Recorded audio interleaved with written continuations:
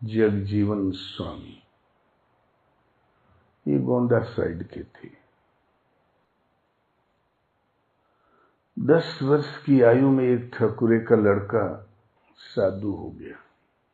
जमींदार घराने का था, पुरानी बात, तब जमींदारियां थी।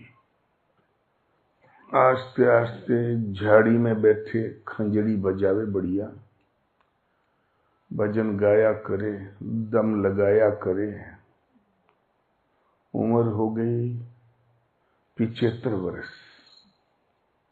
तब भगवान ने कहा ब्याह कर लो। तब वो बाबा जी बिगड़े भगवान के ऊपर। जब 35 साल की उम्र रही, ब्याह ब्याह मन करत रहा, तब तो कहो नहीं। अब मरे की घड़ी में ब्याह कर ले। ब्याह करने का मनो नहीं है, कल्पना भी नहीं है, भावना भी नहीं है, ब्याह कर ले। बोले एक संस्कार बाकी है, यदि ब्याह कर लोगे तो संस्कार कट जाएगा, जन्म नहीं लेना पड़ेगा, अन्यथा एक जन्म और लेना पड़ेगा, फिर निवृत्ति होगी। बाबा जी परेशान, बोले भगवान हमें ब्याह न चाहिए, हम करब का, वो एक झोपड़ी है, कौन हमारा ब्याह करेगा, करेगा तब भी हम क्या करेंगे मेरिया लेके, हमें कृपा बनी रहे बस। टाला 2-4 बार। भगवान ने कहा तब फिर तुम्हें एक जन्म और लेना पड़ेगा। तब फिर आज ही जाके बोले प्रभु भगवान के सामने कोई वश तो चलता नहीं, कौन ब्याह करेगा हमारा, और वो खाएगी क्या, रहेगी कहां। ओके, नथनी दे, झुलनी दे, कपड़ा दे, हरवा दे, खोदे का पहना दे, वो कहां से आई के दी। पकड़ महात्मा ठहरे।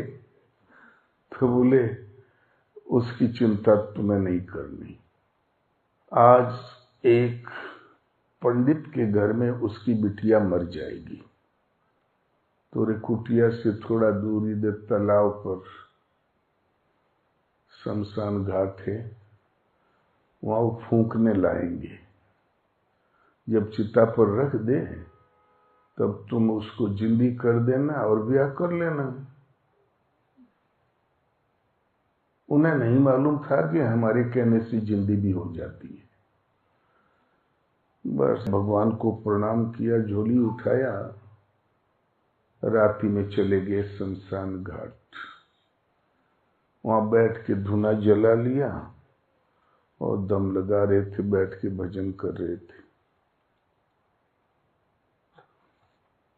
इतने में रोते गाते बड़े सुबह पहुंचे लोग। महाराज भूल गए कि हम यहाँ क्यों आए थे। बैठे थे, कभी कहीं बैठा ही करते थे। जब लोग तारीफ करने लगे, बहुत सुलक्षणा थी कन्या, लक्ष्मी थी, हमारे पुरोहित की कन्या लक्ष्मी थी, ऐसी थी वैसी थी, गुण संपन्न थी, भगवान से ये विभूति देखते नहीं बनी। तब याद आया, भगवान ने कहा कि पुरोहित पंडित की लड़की मर जाएगी, तुम जिला देना। तब संडसा उठाया और चले। कहो किस पंडित की लड़की मर गई?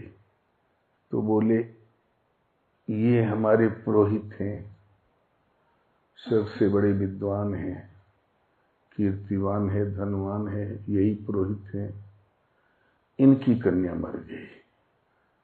तो बोले हम जिला दें इसको तो हमारे साथ ब्याह कर दोगे? तो पुरोहित आग बबूला हो गया। अब तक जिंदगी में हमको किसी ने अपशब्द नहीं कहा। बाबा जी यदि नहीं जिंदी हुई तो तुम्हों के फूंक दे भी शिक्षा बांध के। तो बाबा बोले मंजूर, दस्तखत करो। कागज में 5 पंचों ने दस्तखत किया, बाबा जी अंगूठा छाप, उन्होंने अंगूठा लगाया और फिर एक हाथ में चिलम, एक में संसा लेके गए, 2 ही संसा मारी, बोले ससुरी उठ, अबे तो ब्याह करना है। उसमें चेतना लौट आई, आस्ते आस्ते उठ के बैठ गई। अब पंडित के हमारा कुल, हमारा गोत्र, हमारा फलाना, मैं नहीं करूंगा ब्याह। तो बोले देख, जिसके छूने से मुर्दे जिंदे हो जाते हैं महापुरुष से, तुम्हारी तो कन्या शुभ गोत्र और कुल गोत्र वाली तो मर गई। तो फिर गांव भर ने जोड़ दिया, तो पंडित का मोह छूटा और उनके साथ ब्याह कर दिया। एक उसकी छोटी बहन और थी, बोले मैं भी महात्मा जी की सेवा करूंगी, वो भी चली गई। अब 75 साल के बाबा जी, कौन शादी थी? बोले हम भी भजन करेंगे बाबा जी के साथ। तो बोले बाबा जी कहीं गांव घर रहा? तो बताया गोंडा जिला में फलानी जगह।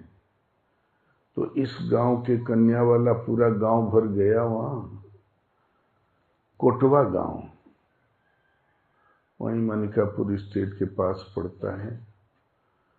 वहां एक तालाब की मेड़ पर बढ़िया कुटिया बना दिया 2-1, तो बाबा जी का धूना जला दिया, चिलम गांजा रख दिया, आसन बना दिया, बैठा दिया, दोनों लड़कियों को बैठा दिया और प्रणाम करके चले गए।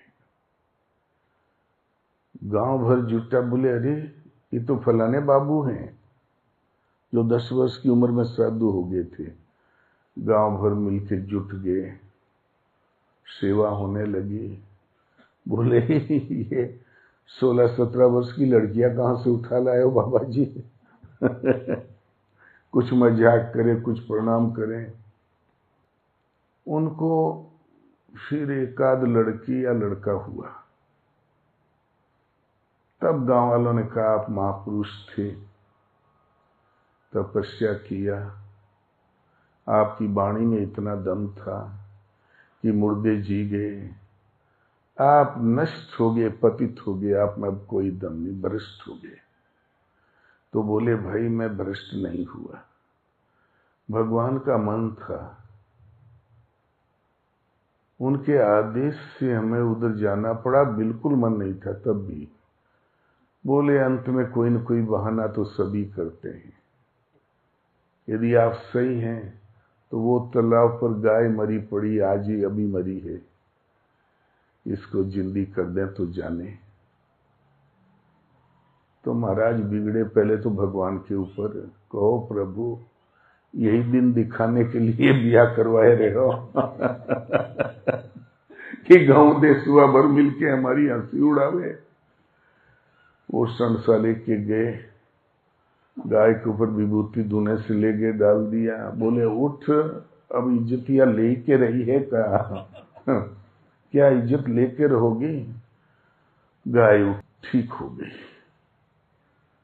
तब बोले अब इस संसार में जीने लायक नहीं है, कल मैं शरीर त्याग दूंगा।